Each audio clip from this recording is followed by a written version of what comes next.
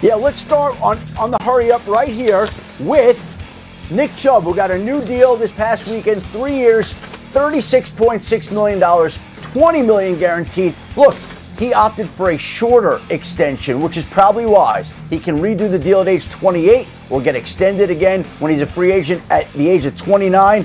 Good move for Nick Chubb and a good move for the Browns, locking up one of the great young players in the game. A player who saw that contract who'd like to get his own is Xavier Howard, who is back out there. This is an issue that isn't going to be going away anytime soon. He's back practicing despite the fact that he wants a new deal or he wants a trade. And he's going to continue to be an issue for the Dolphins as long as he doesn't have one. The problem is he's got 4 years left on his contract that he got done 2 years ago. And as for Carson Wentz, that was clearly the biggest news of the weekend.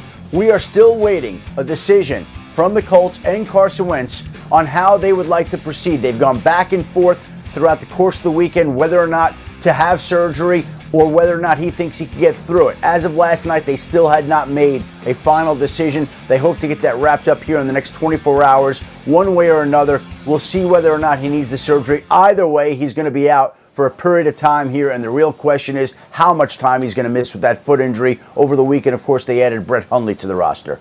Okay, that's big right there. We could learn within 24 hours what happens with Wentz, either the surgery or maybe rehab, and try to give it a go. Let's bring our guys back in. Jeff, you told us before the show that you got some serious concerns about this injury. Yeah, listen, this for me is if he's out more than 2 regular season games, you got to be concerned, right? Like you understand as an organization, you don't have a backup plan. Your backup quarterback, you want him to play 2-3 games maximum, right, in a season. So if Wentz can't play until week 3, then you're okay. If he goes week 4, 5, 6, you play the Titans and you have 2 other AFC opponents back to back. It seriously affects your playoff chances. So as you're the Indianapolis Colts, you brought Wentz in because you knew he was going to set up your season for success. You understood who Jacob Eason was in your locker room when you went out and got Wentz. So as I look at this football team, you understand you can buy some time, week 1, week 2. This whole indefinite thing makes you concerned because if it goes 3 and beyond, it seriously has implications for your playoff run at the end. I am concerned. I'd like to hear them put a timetable on it and give you some concrete evidence of, hey, we have expectations he's coming back. I understand he knows Frank Reich's offense. He's been in it. It's not that kind of issue I'm worried about. It's the longevity of it because a guy has been injured in his career. Sacho, you share Jeff's level of concern? Jeff, just chill, man. Chill out, man. I know you got the tie on. Just relax. They're gonna be fine, and not because we know that Carson Wentz will be back sooner than later. But think about it. You've had really, really good coaches in your NFL career. Frank Reich is a really, really good coach, but let's not even talk about him. Let's talk about the offensive coordinator, Marcus Brady, who back in 2018, when the Colts started off 1-5, they actually went and made the playoffs and won a playoff game. Marcus Brady was there. I understand that Carson Wentz may not be healthy the first couple weeks of the season. We're still figuring it out. But Jacob Eason has a cannon for an arm out of Washington, second year, 6'6". He's 6'6", he's big, he's strong. You've got Sam Ehlinger. And I believe sometimes that even if you don't have the most phenomenal coach, that coach can help make players better. Quick story, back when I was in Chicago in 2017, a lot of our outside linebackers, we weren't the best of the best. We weren't the cream of the crop. But we had a really, really good coach in Brandon Staley who brought out the best in us. We had one of the top defenses. And so I think that even if you don't have your superstar quarterback ready early, a great coach can take a young player and make him play at a high level. I get you on that, but Hey, this is one of this is a team. Go ahead, Jeff. Go. Yeah, let me give you a story. Let me give you a story right here. When I was in Indianapolis, my man Peyton Manning did not play.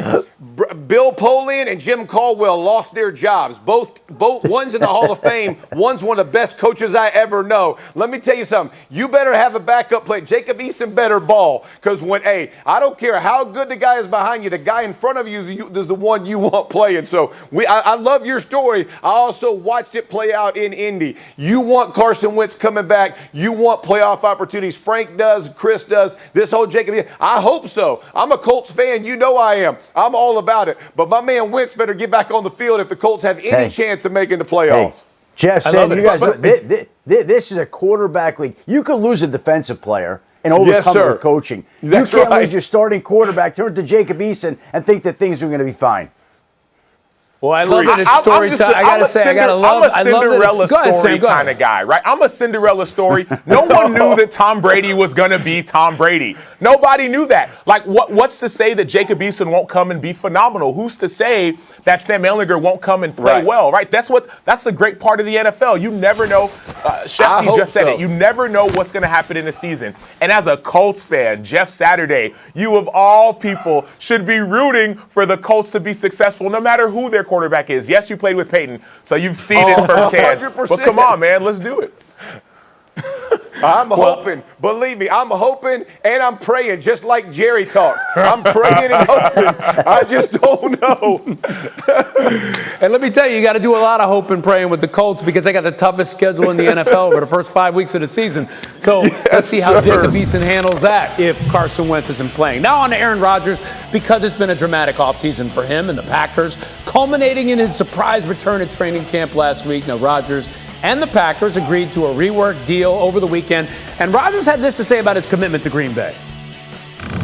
It was a little strange, I think, day one, just because I was gone for the entire offseason and contemplated my own future and the possibility of playing somewhere else as well. But when I'm back here, I'm 100% all in, And you know me, you know what I'm all about.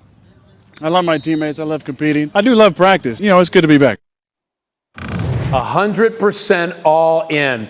Adam, what is the latest with Rodgers' relationship with the Packers? Because it was rocky there for a long time.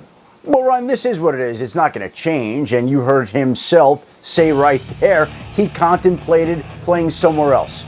That tells you everything you need to know. And you also heard him say he's 100% back in because when he's there and he's with the coaches he loves and the players he loves, he's going to play hard for them. That's not a question, but it doesn't essentially wipe away what's awaiting both sides after the season. And frankly, Aaron Rodgers isn't here to talk about that or think about that right now. His job is to go win the Super Bowl, and that's what he's focused on doing right now. We all know what awaits after the season. There are going to be more discussions, and there's the real chance this is his last season in Green Bay. But he's all in. He's thinking about being there for his guys. He wants to win, and all of the drama that went on in the offseason, as real as it was, gets tabled until the end of this season, whether that's in January or February.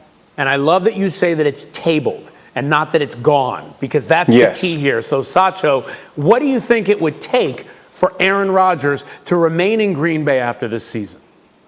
I think it would take a Super Bowl. It would take him winning a Super Bowl this year and then thinking more about his legacy. He's thinking more about, man, I got a second chip. Maybe I can try and catch Tom, right? I'm a little bit younger. Give me some more. It'll take that. It would also take him getting more of the players that he wanted, right? We talked about how we got Randall Cobb, who they played together a few years back in Green Bay. It'll take a more giving away from ownership and from management, giving away control, so Aaron Rodgers has everyone he wants. You're going to see Randall Cobb right here. Phenomenal play, spin move against the Bears. Nick Wachowski right there. You're probably going to see him throw to Randall Cobb again, right? Like, he's got the weapons that he needs. And it's going to take Green Bay giving him more weapons and also him going and winning. This play was the dagger. Green Bay was down by 3 touchdowns in that game and came back and won. Those are the reasons why Aaron Rodgers says that I know what I want and I know what I need to win. So one, I want to win, then I'll come back, and then also I need you to keep your end of the bargain and give me control of this roster. Yeah, Jeff, so how long do you think this union's going to last? I mean, obviously it depends on what happens on the field, but at the same time, it seems like it depends a lot on what happens behind the scenes. Maybe not right now, but as we go forward. Yeah, from Green Bay's perspective, this year is an incredible year for them. They got Aaron Rodgers back. He's 100% all in. It's their best opportunity to win a Super Bowl. And by the way, it's Aaron's best opportunity to win the Super Bowl. So they're hoping this thing works out. They have a great season. But here's the other point. They have an entire year to show him we're going to continue to do the things you want us to do with this roster. We bring Randall Cobb in, who's your boy. I was there with Cobby and Aaron Rodgers. I played with these guys. They have a great relationship and a great chemistry. He can help teach Amari Rodgers, who they drafted from Clemson in the 3rd round. They can re-sign Devontae Adams. Give his boy a big deal. Make him the highest paid receiver in the NFL. Here's what else we're going to do, Aaron. And then when they get more towards the offseason, Aaron, what else can we do to help this? Do we need to solidify part of the offensive line? What other things can we do to make you feel comfortable that we're going to put the best offensive team around you? We want you to feel comfortable. We want you to feel like you have ownership in this thing. That will keep this relationship together. They win the Super Bowl. I completely agree with Sam. This is a legacy issue, but they have to show him the love throughout this year that they bought buying off the void in his last year of his contract. Jeff, I take you back to the press conference that he held last week at this time. And at the end of the press conference, they asked him, do you think things will be different? And he said, no, but I'm here and I'm 100% in. But I don't think that they're going to take my personnel input on the moves that they make in the future. Okay, we'll see how that plays out, because that's going to be a big part of whether or not he wants to stay there or go. All right, thanks, guys. Let's get up and go.